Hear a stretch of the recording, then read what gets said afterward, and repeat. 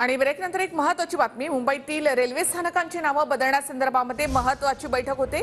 नाव बदलण्याबाबत खासदार राहुल शेवाळे यांची मुख्यमंत्र्यांसोबत चर्चा होत आहे।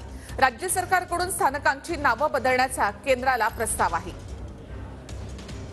तर मुंबईतली काही जी महत्त्वाची स्थानक आहेत म्हणजे मुंबई सेंट्रल याचं नाव नाना जगन्नाथ शंकरशेठ करी असं नाव देण्यात यावं। करी रोडला लालबाग असं नाव देण्यात यावं हा प्रस्ताव आहे।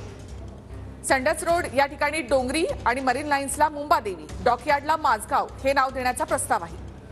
चांदणी रोडला गिरगाव, कॉटन ग्रीनला काळा चौकी, किंग सर्कलला तीर्थकर पार्श्वनाथ ही नावे देण्याचा प्रस्ताव आहे। तर ब्रिटिशकालीन नावे जी आहेत ती बदलण्याचा प्रस्ताव या ठिकाणी ठेवण्यात आलेला आहे।